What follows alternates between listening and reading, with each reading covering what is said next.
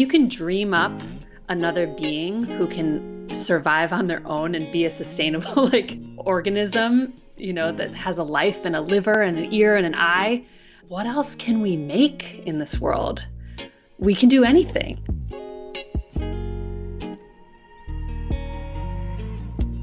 You're listening to the Feed Your Wild podcast, a conscious lifestyle show about all things nourishing for your body, mind, and soul. I'm Vanessa Rodriguez, and join me for candid conversations with changemakers, exploring health and wellness, food as medicine, intuition and spirituality, and nature-based practices that will transform your health and feed all parts of your wild self. Hello and welcome back to Feed Your Wild. I'm so happy you are here. I'm Vanessa Rodriguez, functional nutritionist, Akashic soul record reader and channeler, and intuitive nourishment guide.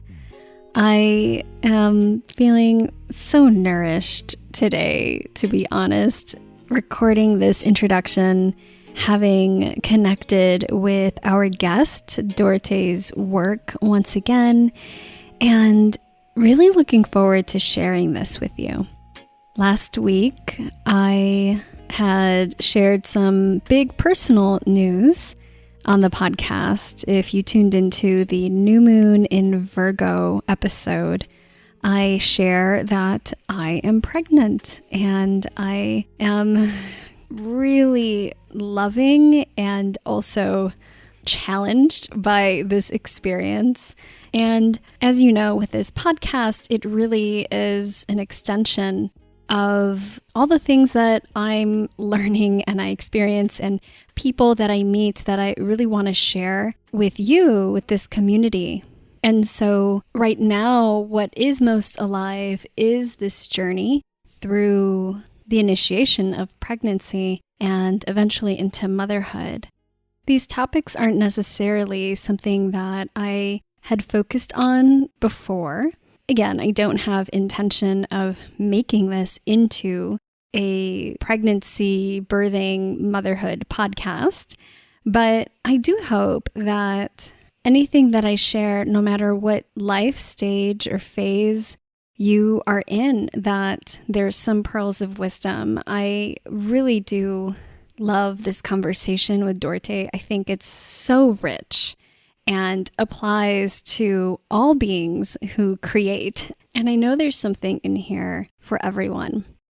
And in particular, for those who are carrying little babes in this time or who have carried them. And if you know someone, if you yourself are not that person, but you know someone who is, and you feel that this would be helpful and supportive for them, share it out. Send them some love. Forward them this podcast through either your app or email or on Instagram. My handle is @wildlyrooted. I usually publish a post on these episodes when they come out, so you can share it that way as well. I look forward to hearing some feedback from y'all on these new episodes. Today's guest, we have Dorothee Sophie Royal. Dorothee is the founder and creator of Moonwise.co. She's got an amazing podcast called Moonwise. And she and I actually met a little while ago back in Chicago through our mutual friend and mentor, Susan Lipschitz. If you've been a listener of the podcast for a while, you might be familiar with Susan. She's one of my dear teachers and mentors within the Akashic Records realm. And I had her on the podcast. I'll make sure to link up her interview in the show notes as well if you want to journey back to that. She was actually one of my very first guests the first week that I launched this podcast over 3 years ago.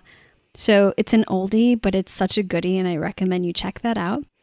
And together, Susan and Dorothee also offer some beautiful virtual moon circles. So if you're into that, highly recommend you check out and follow Moonwise on Instagram or online, and definitely her podcast.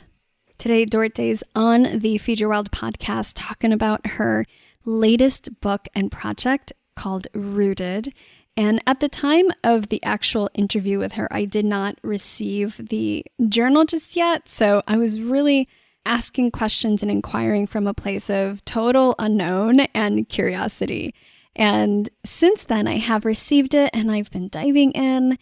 And it's been so beautiful to have a container to prompt you and to hold you through some of these ineffable experiences and deeper transitions during pregnancy.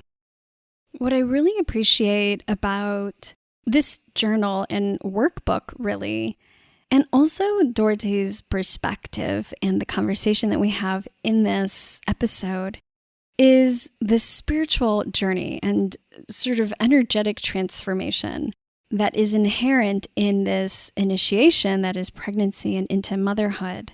You know, I can talk all day about the physical aspects, the nutrition and the herbs and how to support ourselves. And I definitely will offer resources on that and would love to have more conversation on that if that's something that is of interest to you. So let me know, keep me posted. You can always find me, again, Instagram at Wildly Rooted is probably the best place to send me a message or a comment or DM just to let me know on the type of content that really resonates with you. But you know, this podcast is all about feeding all aspects of your wild self, and the spiritual, energetic, emotional aspects are so critical and not as readily talked about in any transition point in one's life, really. It's so easy to find information on what supplements and what foods are best supportive for something like pregnancy or postpartum or menopause, the different life phases that we might be experiencing and the transitions outside of ailments or challenges or diseases. And while there's also, when you look, a lot on the spiritual side of things, especially in terms of pregnancy resources, something that I really loved about Dorothee's offering is just how grounded it feels. So this is much more of an embodied exploration of this transition and experience versus something that can feel a bit more out there or airy-fairy or even goddessy, which you know I'm all about the goddess and I'm all about the spiritual and airy-fairy, like that's my jam. But what I did notice is that it's really helpful for me to have something that is very grounding energetically during this process. And I feel that Rooted really offers that. So in this conversation, we talk about the story behind Rooted, how Dorothee came to birth this journal and her experience during pregnancy that was one of isolation and really wanting to support herself through the process. Dorothee shares so much about the shadowy bits that really came up for her during her pregnancy, especially shame, and how it drove her curiosity to explore the programming and the conditioning related to being pregnant, a sexual being, and a woman.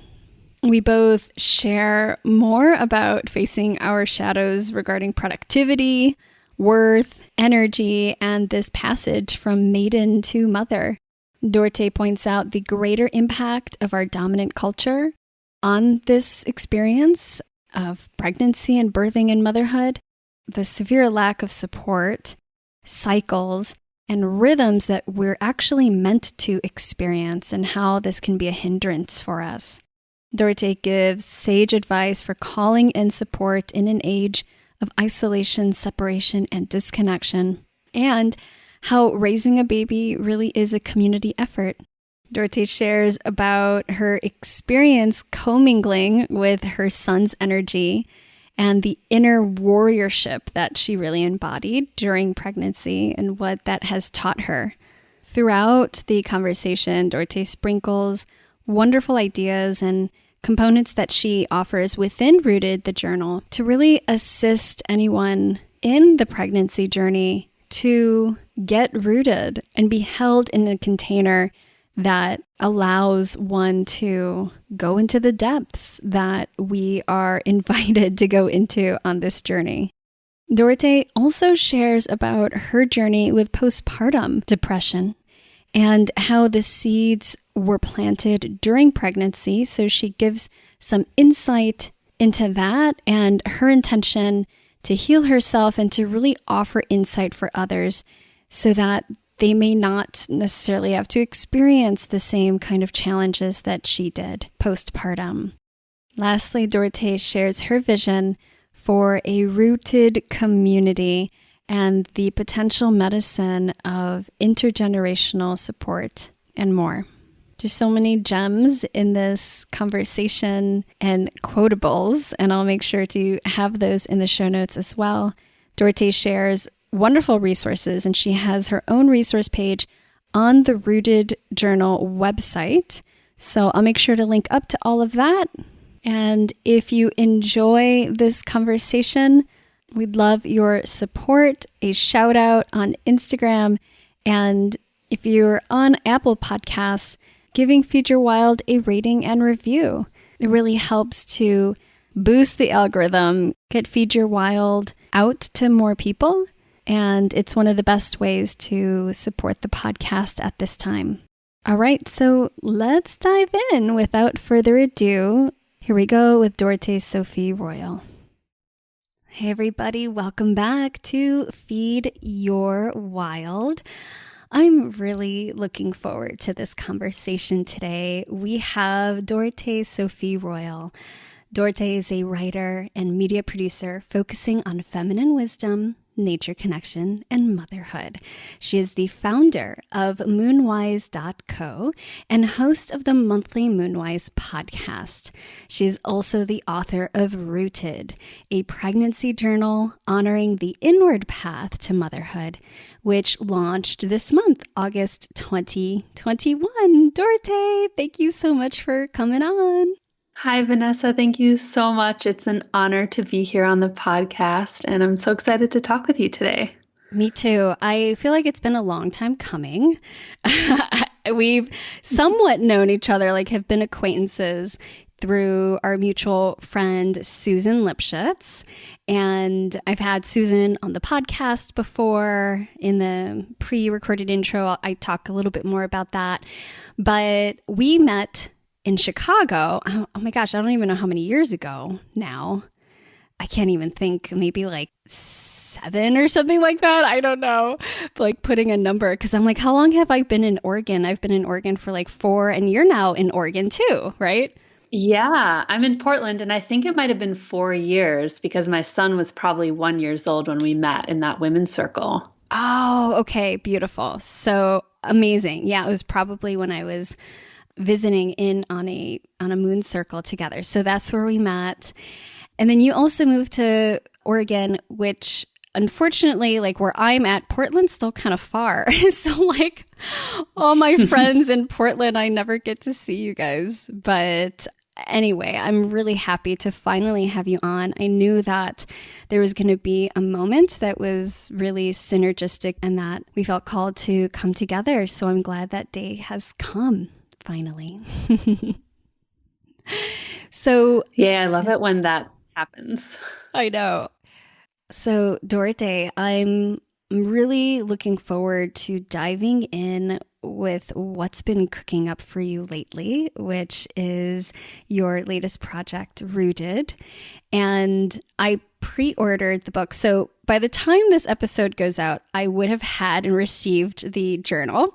But at the time of this recording, I don't, which is going to make it a really fun interview because I am totally in the unknown and in anticipation of receiving it. But I'd love to first start off with the story behind Rooted. Well, first, what is Rooted? And then the journey of how you came to create this beautiful journal. Yeah, so Rooted is a weekly pregnancy journal, Path to Motherhood. And it's a print booklet, basically, that is full of prompts, drawing, exercises, meditations, quotes from a diverse group of moms that I'm so inspired by, and other tips and things to just kind of guide and support a woman on her path to motherhood during the 40 weeks of pregnancy. And how it came about was when I was pregnant with my son, I was living in the Bay Area, far away from my extended family. And I was really looking for a resource that would help me explore what was happening internally for me on an emotional, spiritual, intellectual way. And what I found when I would go to bookstores or just kind of look at the resources that were available for pregnant women was that it was really focused on the physical changes that were happening. And for me, I was noticing that pregnancy itself felt like such a powerful initiation that had me visiting not only like the beautiful and exciting parts of life, but also the shadow parts of life, my fears, some childhood traumas, my relationship with my mothers and grandmothers, looking at my maternal lineage, and really just acknowledging that this is a huge transformation, and it's not just a physical transformation, and it's not just about like getting all the right onesies and the great crib and all the stuff that you need to buy, but that this is like truly a change and a deepening of a woman's life. And so what I ended up doing was I ended up writing sort of like my own journal to kind of get me through it, because I did feel isolated in a way. I was one of the first of my friend group to get pregnant, and I was working a job that I really loved, but there weren't any other parents around me in that job except for maybe a few other colleagues. And so it wasn't an environment that was really nurturing to the process I was going through. And I really kind of like wish there was that someone or something to kind of hold my hand through it. And so by kind of like just doing it myself, I realized, wow, these are all questions and prompts and meditations and resources that I found to help me. And I would love to be able to share it with other women. And since I didn't find anything in the bookstore, I was like, well, maybe I should just write one, because it's been such a comfort to me to get to really like explore the more spiritual side of motherhood and acknowledge that it's not just all like Instagram photos and happy, joyful things, but it's like, it's really more complex than that. And wanting to like give a space that women could explore that on their own and feel like they're not alone in the process. I absolutely adore this. First, that you heeded this like intuitive pull to do that for yourself, because I feel that it's not often, and there's also life, like, I'm sure you were very busy. You're also literally going through a lot of maybe the physical stuff that I also can now speak to, experiencing, that can be distracting and maybe like depleting of your energy, but then still really creating like a container for yourself, which I think is incredible and, not easy for everyone to do. So how did you begin? Because you mentioned some prompts and questions. Was that how you started? Was literally just a journal and asking yourself questions? Yeah, I started to journal about things like redefining motherhood for myself and asking myself things like, what's your biggest fear of becoming a mother? Because what I encountered when I was pregnant that really surprised me was I felt a lot of shame. And I really didn't know at first, where was the shame coming from? Because, I was a grown woman, 33 years old, had a good job, had health insurance, did all the things that one is expected to do in our society. And yet I felt tremendous shame, and it felt so vulnerable to be pregnant. It felt like such a public thing that was so sacred to me. And that, so many people around like have opinions and mostly, good wishes and are excited, but it is such a personal thing that I had to start to dive into where was it coming from. And what I learned was that a lot of the sort of programming and conditioning that I had received as a child was affecting my feelings about being pregnant, about being a sexual person, publicly, or being a creator or a creatress in the world where I was working. It was more of what I would call like a masculine environment in terms of just the culture and the energy. And so here I was really slowing my pace, really gathering my energy inward and needing a lot of nourishment and a lot of rest. And the pace that I had been going wasn't going to be sustainable for my pregnancy. And also, the way in which I had been taught to be accommodating, to please others, to always be kind, were starting to become a hindrance because I was realizing that I had been taught to put others before self in a way that wasn't going to work as a mother, because I already, being pregnant, had to prioritize my health and the health of my child. And that included energetic health. So if I was around a situation that felt volatile or angry or just like not harmonious, I would actually start to get morning sickness symptoms and have to like go throw up.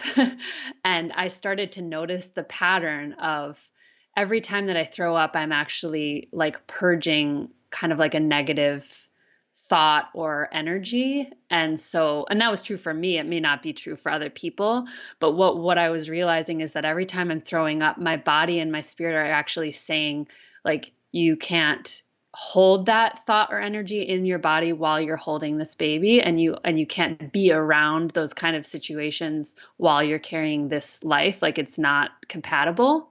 And so I was learning a lot about boundaries and about shame and about inherited beliefs around women's power, women's creativity, the way in which we create by just being and not efforting as much. I mean, of course, being pregnant is an effort, and it is, as you know, physically demanding, but I'm always so amazed that we don't have to sit there and try to make an ear or make a liver. Like, we are inherently so creative. We are such incredible artists of life. And this actually like makes me cry every time I think of it. Like, we can make a human form that has its own spirit, its own destiny, and its own will. And that creativity is so incredibly powerful that if we really sit with that, if we really start to understand like what we're capable of making, then everything changes. Because if you can dream up another being who can survive on their own and be a sustainable like organism, that has a life and a liver and an ear and an eye, what else can we make in this world? We can do anything. That's the power that I think we tap into. And yeah. So we go from shame to incredible power, basically, in my story. You touched on so much that like everything, every line of what you just said, I feel like we could go on a tangent, and I am experiencing like real time.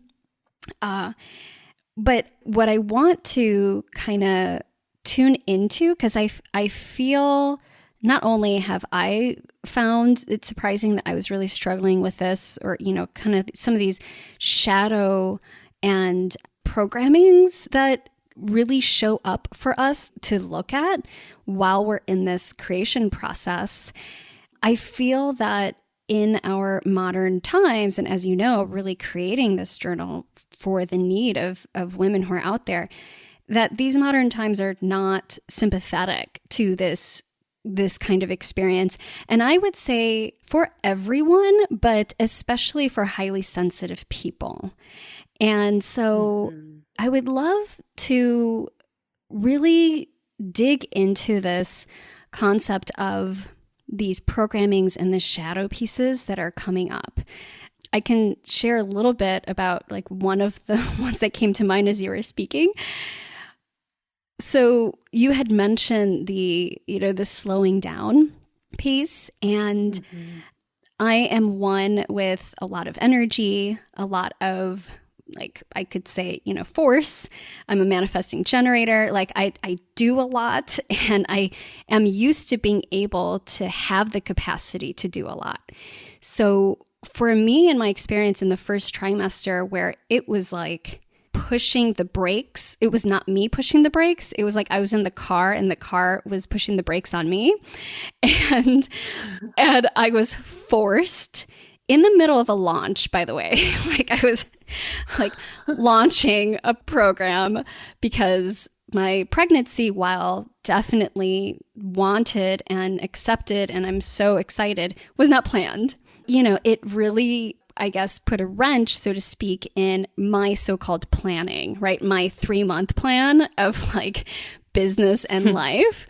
And so here I was, like literally in the middle of a launch, in the middle of servicing all of these clients and having to hold a container for others.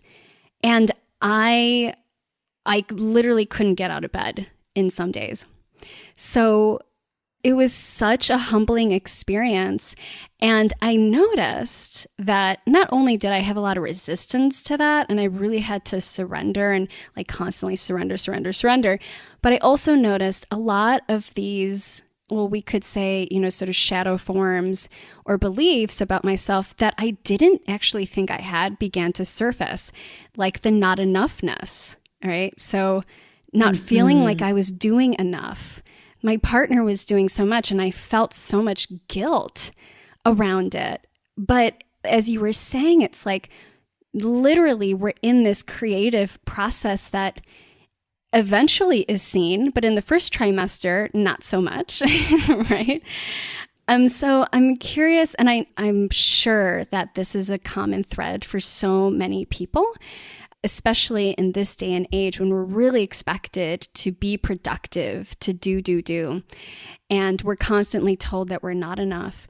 I'm curious if those were also some of those shadow things that came up for you, but what else came up for you that was surprising?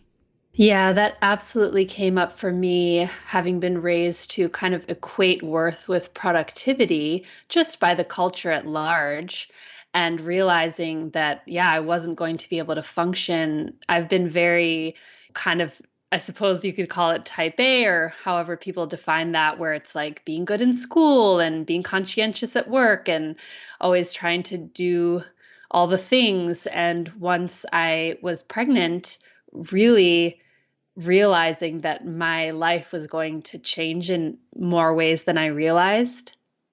And I think that that's a big shift from maiden to mother, that we don't prioritize in our culture or really acknowledge how big that shift really is. And I think a lot of women suffer from that. And I certainly ended up suffering from postpartum depression due to the fact that I was having such a hard time integrating my new identity. And so one of the things that I've done in the journal is to really prompt pregnant people to examine their shifting identities and the things that they do love about themselves, and visioning what kind of mother they do want to be and what their values are, and not just equate who they are with what they can do in a day or a month or a year. And I think, yeah, it's definitely a conversation that I hope will happen more for people, because once we quote unquote like leave the workforce, even if it's just for a couple months, if we're lucky enough to get time off, after birth or something like that, or right before, a lot of people do sort of plummet in terms of their mental health because they don't feel like they're part of the world anymore. And yet here they are actually creating the next generation and nourishing the next generation. And so our culture, I don't think we honor it enough. And I think the other thing I would say that really surprised me was that the idea of self-care became way more complicated to me once I was pregnant and once I had a newborn. Because what I came to realize is that our culture, as you said, is really not built for thriving families, and it's not really built for supporting life in the way that I think would be healthiest for mothers and children, and also fathers, and all birthing people, And what I came to realize is that, not to like romanticize the past, but we are built for a village life where we would be living intergenerationally, often with many people who have birthed and cared for children. We would be around people who've known us since birth, so we wouldn't feel maybe as isolated or alone in the journey. And also, in many cultures, we would have been connected to not only nature, but the cycles and rhythms of life, and kind of understand that there's a blooming time and there's a wilting time, and a time to go back to earth and a time to be quiet and to regenerate. And so in our culture, I think we're often trying to be blooming every single day, every month, every part of the year. And it's really not possible, and it's not sustainable. It's not really how, if you look at nature, that's not really how things work. It's not a constant bloom. And so there is a time when the leaves need to drop and regenerate back into the earth. And just like even realizing the unhealed parts of ourselves and our inner children on this journey. And so that's part of what I want to, open the conversation. I do this very early on in the journal where I'm just like, okay, let's talk about self-care first, because I want to just acknowledge that if you're feeling lost or alone or exhausted, it's not your personal failing. Like, this is actually a systemic issue. And we don't have the support and the deep wells of nourishment that we really need to thrive as parents and community members and people who can really nourish ourselves even. And so I just hope, and I'm always trying to think of ways like, how can we support new parents more? How can we have them feel like they're interwoven into our society, even when they're in a stage when they have to be resting and really calm and really focused on this tiny life that they're growing? Yeah. I think this is so huge. And I'm definitely feeling this pregnant, being separated from family. It sounds very similarly to your experience, kind of being isolated in a different place, that you don't have close proximity to maybe close loved ones or that sort of intergenerational experience, and COVID, right? So there's like Right. that happening over the past couple of years, which is interesting because I feel like there's so many people that I'm seeing that are pregnant now. Mm-hmm. And, and like maybe planned, unplanned, like who knows? But I just feel like there's more to it than just sort of like this boom because we've been kept indoors for so long. I really do think that there's a greater plan here. I definitely have received a lot of messages around the new babes that are coming in, this new generation. But I digress, coming back to sort of that, like that island type of feeling and the disconnections there. And I'm curious, what, if anything, have you found to be almost like maybe a supportive proxy? Because unfortunately, like we don't have the reality that we used to, as you were saying, where there was an honoring of the intergenerational family or support of a community. And so have there been any ways that you see others being supported that, won't necessarily take the place of that, but that can definitely maybe assuage any kind of, challenges that we might experience because of that loss? Yes. And I feel so much for mothers in this time and parents in general in this time, because it is really challenging. And what was already an isolated society is now becoming even more so. However, I do see some really beautiful things happening. And one thing that I suggest in the journal is that each new mother create what I call a council of mamas. So when I was pregnant, I was looking for who can I turn to for advice, or just to be able to have a chat with someone who's been there, which felt so vital to me at that time. Like anyone who has been there in terms of pregnancy, birth, and motherhood, it felt so nourishing to talk to them, just to be around them. And of course, now, we might not physically be able to be with everyone, but my suggestion is that every new mom create a list of maybe 3 to 5 moms that they really admire, that they feel that they look up to in certain ways, or have traits that they would like to emulate or take inspiration from, and write down, their name, their contact information, and just maybe even ask them like, hey, would you be willing to be on my little council of mamas as I go through this transition?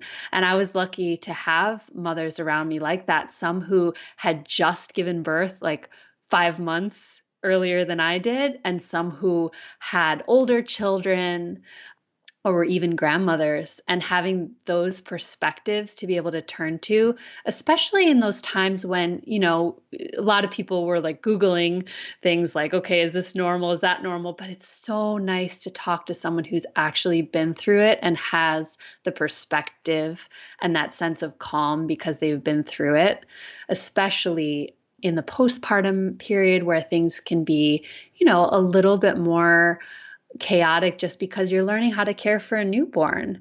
And it's like, oh my gosh, is this normal? Are they latching right? I'm having trouble with breastfeeding, this, that, and the other question. It's just so nice to have someone to call or even just text. Like in this day and age, to be able to just text someone and say like, hey, I'm having such a hard day breastfeeding. Like, I'm so tired. And for them to be like, yes, like I've been there. You're going to be okay. Like this is temporary. It might feel like it's not temporary, but it's going to be okay. Those are those conversations that just save me, even over text, or someone to just send you a funny meme or to just check in on you. I think a lot of people really focus on the health of the baby and they sometimes forget about the mother. And I think our society is changing for the better in that regard. I'm starting to see way more resources about how to nourish the mother. Like there's the book, The First 40 Days, that has like beautiful recipes for postpartum. And I'm also seeing a lot of like doulas and midwives providing support that's not just physical support, but also emotional support, which I think is really important. And I suggest that in the journal as well, as part of like a postpartum plan, is to have someone that's not your romantic partner that you feel that you can trust to confide in about how you're doing emotionally. Having someone you can just call and say like, hey, I'm having a day where I feel really scared, or I'm really nervous about, X, Y, and Z. And having that, I think it makes a huge difference, because I think isolation is one of the things that is a challenge for mothers more than anything else. So yeah, Council of Mamas, I think would be really good. That's such a brilliant idea. And I feel like there can sometimes be apprehension around reaching out to for a lot of people, because I know that in general, I mean, I guess I won't make a statement for everybody. I'll speak for myself, but it always has been challenging to ask for help. And when you initially had spoke into like the needing to create boundaries, right? The need to maybe place limitations on how much you show up for others. That's been really challenging in my experience. But it's like every day leaning into that, surrendering into that, and like feeling how good that can feel to stand tall in your truth of saying no, or saying, not right now, I can't be here. But one of the most challenging ones for me has been to reach out and to ask questions, to call someone and to pick their brain, so to speak. So I think sort of setting this intention and having it almost like as an assignment in the journal can give us a little bit more permission to cultivate that for ourselves, because I think it's really, really important.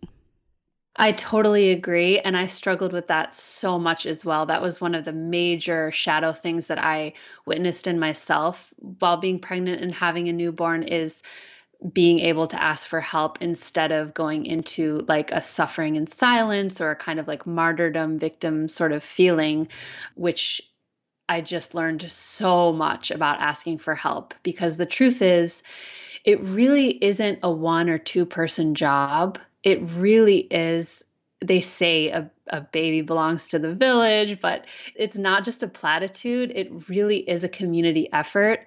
And there are so many things that you really just can't plan for or you can't know until you're there. And so the mothers that have come through for me and given me perspective and given me things just like, oh, here's a cabbage leaf to help you with your, engorged breasts in the beginning of, like, I would have never known that would have been helpful.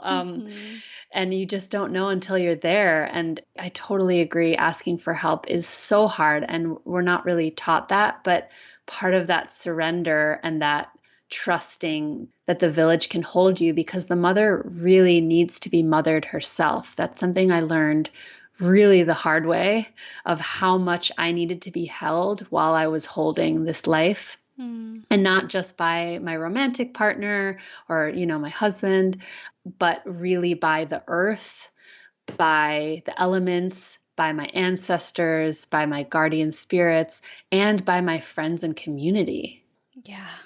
There's so much there to support us once we start looking. I feel like, but I think because we so often in today's world default to isolation or to muscling up and figuring it out ourselves and Googling shit, like that becomes kind of the default instead of really connecting in with maybe the counsel that has always been there. But it's just like we have to identify who the counsel is for us and call them in a more explicit way. So I love that is a part of the offering in Rooted. I'm curious in terms of the formatting. I'm so excited to get it. I'm like all these questions. But in terms of the formatting, is it like, are you going by trimester, or is there some kind of path that you have or journey that you have that you're going to be taking us on through this journal? Yeah. So each section is by week. And so it starts with, before week 1 is like the dream. And I consider that the dreaming of the seed. And then week 1 is the seed of new life. And it continues through the 3 trimesters and looking at a different topic each week. And I actually wrote these while I was pregnant. So I was going through the journey week by week, kind of looking at what theme I was going through. And of course, it's not universal. Every pregnancy is different, but sort of in terms of the journey of what comes up physically that kind of also changes the energy and the emotional and the spiritual side of things. That's how I made the journey. And my idea really is that Rooted is this idea of when I was the very beginning of feeling pregnant, I felt that something was really rooting into me, like there was growing roots and that I was becoming grounded into the earth in a way that I had never felt before. And from there, something sprouted, and then there was the stem, and then finally there's the blossom and the birth. And so we are growing this seed, really. And my feeling is that rooted mothers make the world bloom, because when a mother can be supported to truly root down when she's pregnant and when she's newly with her baby, so much can grow in a really strong way. I learned this the hard way because in some ways I wasn't fully rooted and I didn't have a great home base. I traveled a lot. I tried to work too much. I really had a difficult time transitioning from maiden to mother. And so it took me way longer to really get rooted. And my intention with this journal is like, if I can help anyone make it a little perhaps easier or different in getting the support to root, then maybe it won't take as long. Maybe they won't suffer the way that I did with postpartum.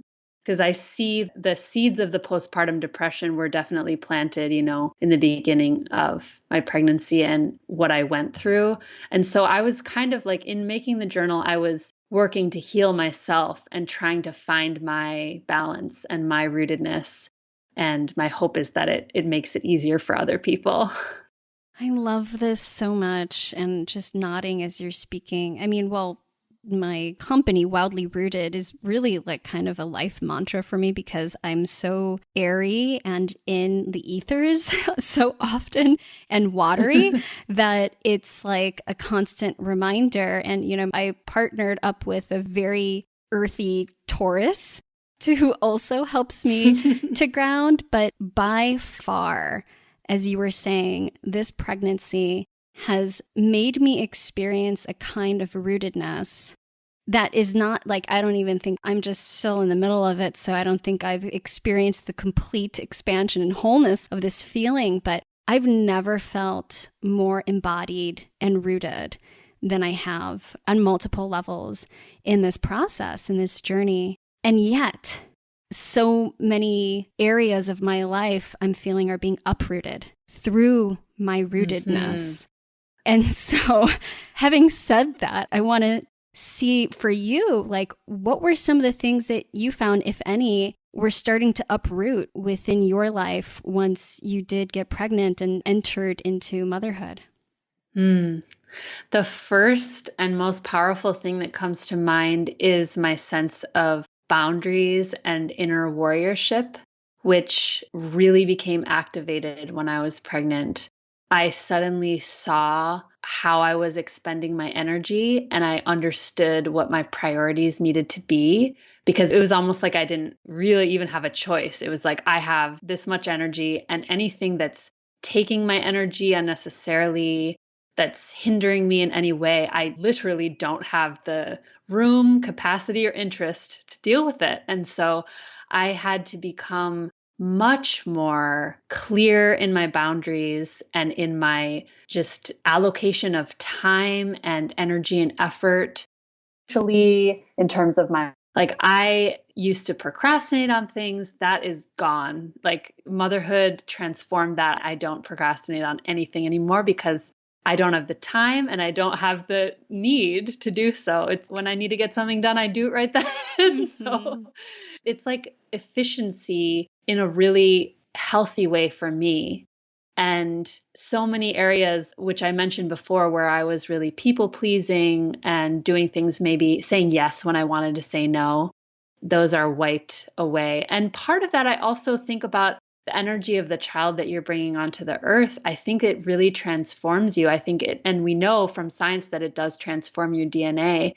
And I felt the warrior energy of my son really come through my being. And I feel that he's a teacher to me, and his role is to teach me how to be more of a warrior in my life. I've made choices for the first time that people around me maybe didn't agree with or they didn't like. And I was not used to that. I was used to being the good girl. But I knew that this is what's right for me. This is what's right for my child, for my family. And so while it wasn't easy, it gave me a strength that I really didn't know that I had. Beautiful. Yes. Oh, I'm feeling that. One of the things that I have definitely experienced and I share often with my partner is like I feel the energy of this being in me and the difference between us, like how different this being is, and how with our energies intertwined and in some ways in unison and syncing up, I can take on some of that energy that is not characteristic of me. Like, I feel a lot of fire in this one, and like more impatience and audacity. Like, there's an audaciousness with this energy that is almost scary to me. I feel that I can be audacious in some realms, but overall, I'm a very easygoing person that likes to sit back, observe, watch, be very cautious in how I move forward. And that is not the energy that I'm carrying right now. So it's a trip. It's a trip. And so I just want to honor that. And maybe anybody else who's listening, who's also in this journey, like noticing those beautiful energies that are intermingling and maybe honoring that, like taking some of that medicine, like you were saying. Yeah, totally. What comes to mind too is when I was thinking about things to support pregnant people is creating an altar for the pregnancy. and really calling in the allies that you feel that you have or that you want to support the transformation. Things like a photo of an ancestor that you really love, or a seed of a tree, or something beautiful that reminds you of the ways in which you're supported, whether by the elements or nature or your ancestors, or something you loved as a child, or a little angel figurine, and to actually tend to that altar, to visit it every day, and perhaps make offerings like milk, honey, cookies, something traditional food that you have in your culture, and really feed that. Because that's another thing, as I reflect on people having a hard time being supported just due to the pandemic and being away from family and things like that, is that, like you said, we really do have support. If we tap into it, we can really nurture that support and anchor it into our 3D physical reality with something like an altar. I love that idea. Something too that I feel like I didn't consciously, even though I have altars, I didn't consciously think to create an altar for this experience, which is probably one of the most expansive initiations of my life, I would imagine, which is interesting that I didn't think to honor, but I have like an altar for like a whole bunch of other stuff. But I feel that, and I think I saw this happening with some friends and even my sister, where there was like this organic process of gathering items, like gathering things, putting things together, curation. But I love the intention behind like creating an altar specifically for this and curating that for us energetically. That's beautiful. Yeah, or even in that gathering. And I love that gathering phase. It's so beautiful to me because it's really, to me, built on hope and beauty and welcoming of this new spirit that's joining our human family. And I'm just so touched by that because babies bring such generosity of spirit with them. It lights up something in the family and it ripples out. And so I love the idea of, even like if you're out walking, maybe you gather a few beautiful stones that you want to put on the altar and then have them be a gift to your child for their little medicine bundle or whatever's relevant to you culturally and traditionally. But we are so connected to nature, and maybe there's something that really speaks to you over the course of your pregnancy, whether it's like, okay, I really feel connected to water, or there's this one cedar tree that just, I'm always smelling it when I'm pregnant. Maybe that is some kind of ally, both for you, but also for the baby, that you can sort of cultivate and pass along. Yeah, that's so lovely. And I feel that even just having a journal like yours to guide us in the process, because I have noticed that, like, I'm a researcher. I like to gather a bunch of stuff in terms of information and, like items that I know are supportive, or maybe herbal support, things like that. But it feels very scattered and hodgepodged and like, I guess intuitively led, but also reactionary. And I feel that having a journal like this creates that container, as you're saying, that can guide us and hold our hand through a process where the mind space can clear up so that we can really connect in with that heart space and the spiritual process that's happening through this journey without having to, like, I don't know, because I just noticed that a lot of times I have the checklist in my mind still. And I just want to put away the checklist sometimes. And so having this as a guide, and I'm curious if you found that to be true for yourself. Is that like part of also what this process allowed you to do? Yeah, I think there's something really special about writing by hand on paper, which is different to me than using, our digital tools. And then especially in an age of social media where the checklist could be never ending. The amount of super cute gear is never ending. Like, I'm totally guilty of, scrolling Instagram and being like, oh my God, that's so cute. I need that too. Yeah. And really being able to give ourselves the time to sit, to contemplate, to turn within, and have a little bit of a structure around that, I think is really healthy. And it's helped me a lot. It's also helped me in recovering from postpartum depression by really having myself in my own which I stopped journaling for quite a while, and I realized I really had missed it. And my intention with Rooted is really to have it be a space that people can make their own. So there's blank pages and there's just space to doodle and draw or make checklists if you want, and just have like a space where you can empty your mind or write down your fears or anxieties or hopes or joys or ideas and let it a place of inspiration and comfort. And what I want it to feel like is someone holding your hand in a gentle way journey. I'm curious as I hear you speak about it, and I'm sort of connecting the energy of Rooted, and once I receive it and journeying more into it. And I think I'll probably have discussed my experience a little bit more in the pre-intro since I would have received it by the release date. But do you have like a vision that is connected to Rooted of, well, first of all, like how this will really support folks going through this massive initiation, but also creating sort of a community? Because it just feels like there's inherently, organically, a community energetically around this, Dorothee. And I'm sure you've already tuned into that or cast that, but I just felt the need to ask the question. Yeah, thank you so much for saying that. I really have thought about that. And that is what, for me, has been the most important part of getting healthy and feeling supported as a mother is community. And I would have loved to have had even like a Zoom group to get to tune into each week or each month when I was pregnant or taking care of a newborn. I think it would have really supported me on a lot of levels. And so I have been thinking about ways in which this could become a community.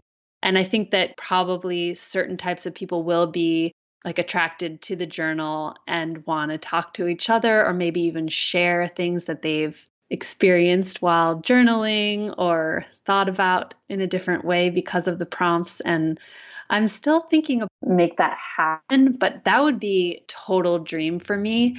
And also one of the pieces that I feel really strongly about is intergenerational relationships, like pairing women who are maybe more in the grandmother age with mothers who are just starting out on that path, because I've gained so much from having relationships of people of different ages and experience. And I also think that a lot of grandmother age women, elders, are not really being seen or valued for the incredible wisdom that they carry and how much of their heart is ready to be a mother to the world once they complete mothering of their own children.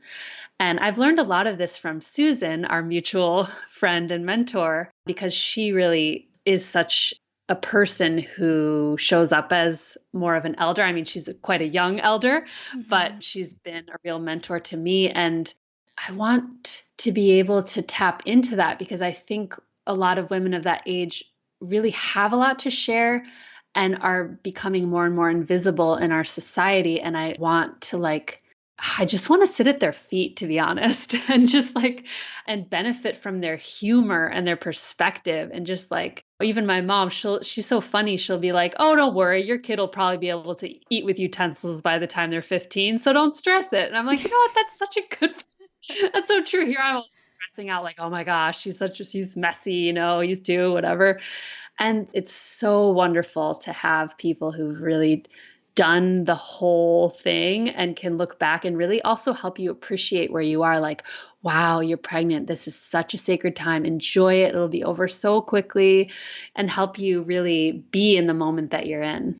That's so special, so special. And it's interesting because when I moved to Oregon, literally my very first friend and then my subsequent next 4 friends were all elders. They're all in their 60s or 70s. And so it's been interesting because it's almost like having that just before this seed was planted and I got pregnant, and then I have sort of this council of elders who can support me in a time when I'm away from family, which I know is very special and not accessible to everybody. But I guess I didn't even realize until it all happened the kind of connection and the gifts that come from that intergenerational relationship, as you were saying. It's so special. And I think it's such a, like, the unsung heroes, of our communities. Like, it is so hidden and in our society, like, not seen as valuable. And it just blows my mind that, like, being connected and just wondering, how did this even happen? How did this all go awry? How did these communities and families just break up? And of course, that's a whole nother discussion in like 5 different podcast episodes. But here we are. And so anyway, I just wanted to honor you bringing that to this space and really speaking into that, because I think it's incredibly important. And we're at time. I don't know how much more time you have available. Do you think you can hang on for like 10 more minutes? Yes. Okay, awesome. Well, I wanted to touch in on a little bit of your experience with the postpartum depression. And while I know that that is postpartum, but it is part of the pregnancy journey, as you were saying, and you had alluded to like certain seeds that you felt were planted during your initiation and pregnancy experience. And the reason why I just want to kind of highlight that is because working with so many women, it's so much more prevalent than I think we realize and not talked about a lot. And so I'm curious if you would be comfortable sharing a little bit about that journey and maybe elaborating a little bit more on those seeds that you were seeing during pregnancy that kind of led to that for you. Yeah, absolutely. I think that some of those things were not fully looking at some of the shadow things that did come up during pregnancy. And, I was writing in my journal and I created Rooted out of it, but it's something that has been a challenge for me. And that's why I work on it so much, right? Like, that's why I'm doing the work and made the journal. And so some of those things were not fully healing the idea of sort of comparing and competition and being an achiever and sort of like that type A personality where things really do turn into a different pace, especially with a newborn. And the accomplishments are not as easy to measure because they're of such a domestic nature that they're not something that we've been taught to value in our society. And so you can go to bed at the end of the day being like, what did I just do? And it was keeping a newborn alive and healing your own self.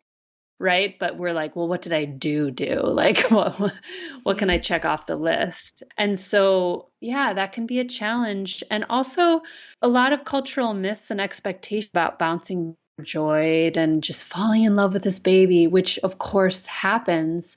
But that's not all that happens. And because I think our culture has a hard time with grief and mourning, and we don't really give ourselves the space to grieve and the opportunity to really feel what we're feeling. There's so much distraction. There's so much social media and Netflix, and you don't feel like you can just dive into enough distraction. And so I think that, for pregnant people who are willing to actually sit with their really feeling and being really honestly, being truthful to themselves about how they're feeling. Because I think one thing that I hit against is that I was in denial with myself about how I was really feeling, because I thought, okay, I'm going to push that emotion aside because it's not what a pregnant woman is supposed to feel. There was a phase that I went through when I was pregnant and physically, right, quite heavy and burdened in the sense of like I couldn't move fast, I couldn't jump.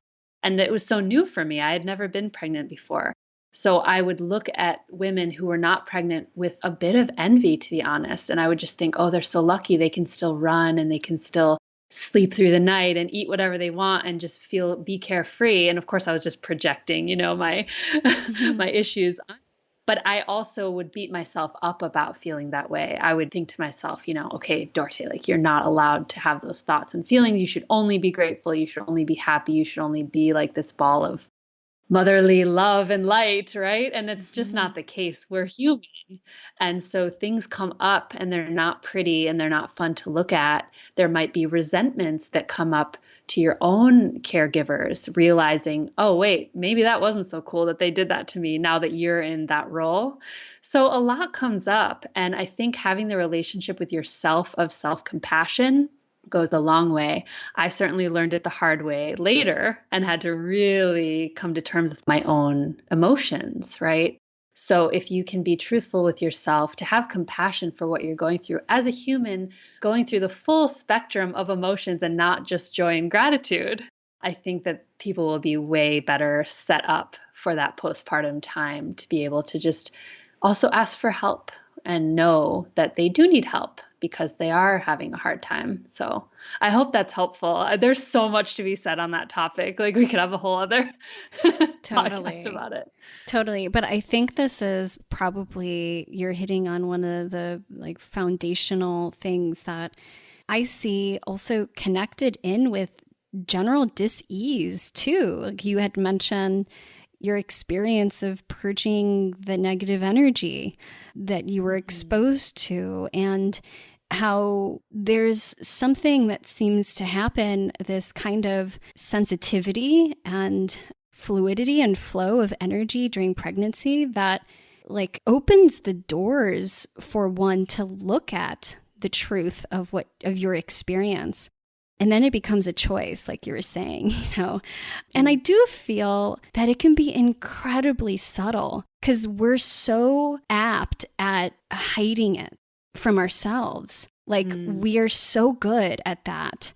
And so it's almost like this is an invitation to cut the bullshit from ourselves and like to really look at this stuff, because it is such a beautiful opportunity and time to do that can allow a lot of evolution and transformation, as you were mentioning. So I'm sure you create some space for us to really dive into that in Rooted as well.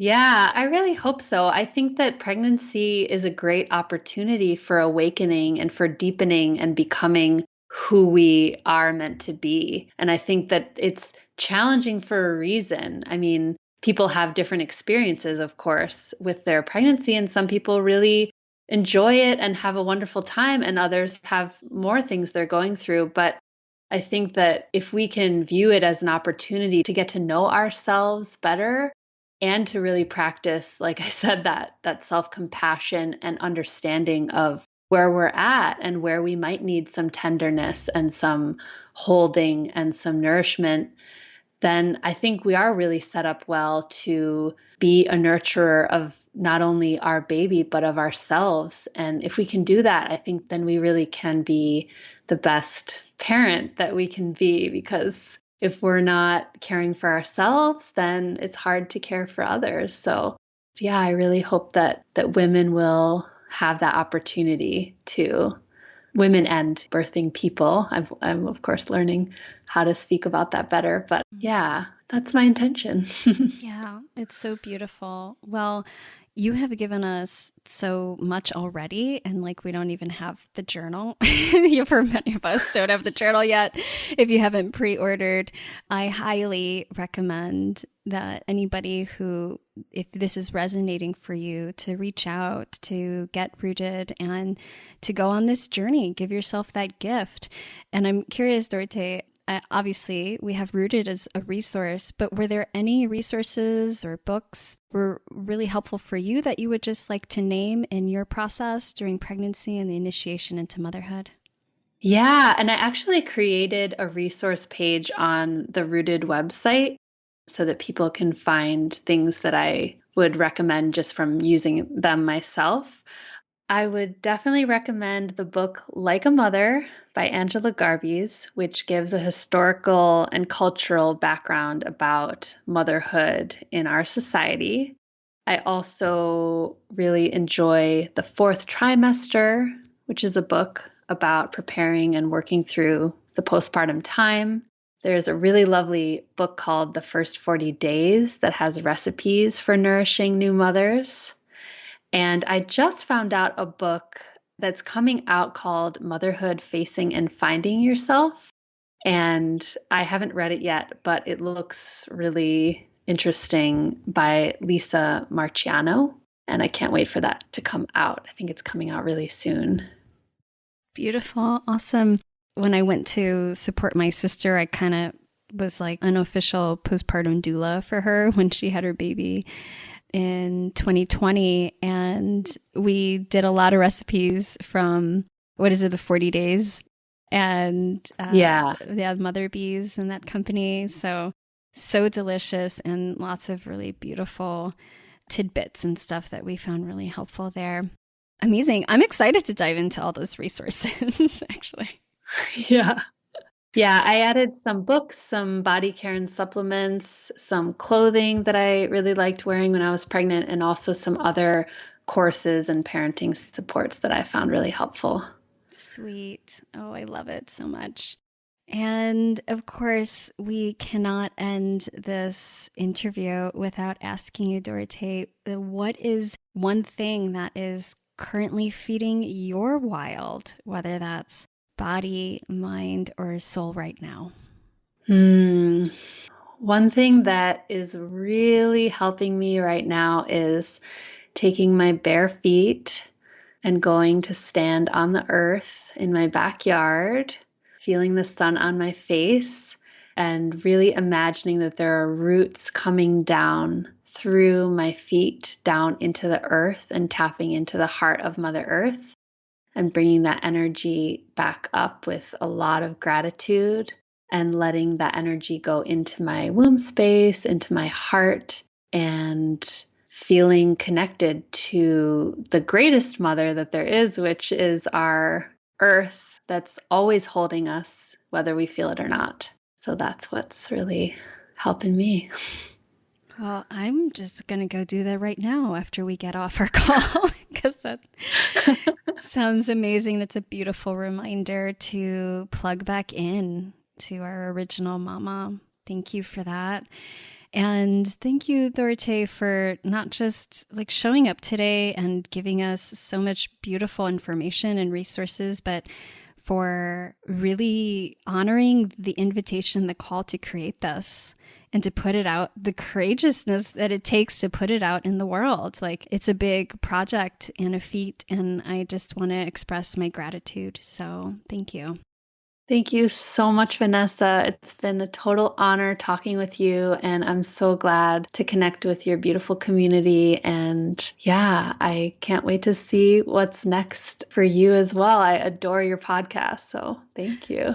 Thank you. Yeah, we'll see what happens. I feel like right in this journey, like I don't even know, honestly, anymore. I've surrendered all of my planning because none of it is working out. Where can everyone find you, Dorothee? What's the best place? Yeah, so rootedmotherhoodjournal.com is where you can find the journal and the resources that I mentioned. And I also have a podcast called Moonwise, and that's at moonwise.co. And I'm also on Instagram at Dorothee Royal. And through that Instagram profile, you can find the Moonwise Instagram and the Rooted Instagram as well. Awesome. Thanks again, Dorothee, for your presence. Sending you so much love. Thank you, Vanessa.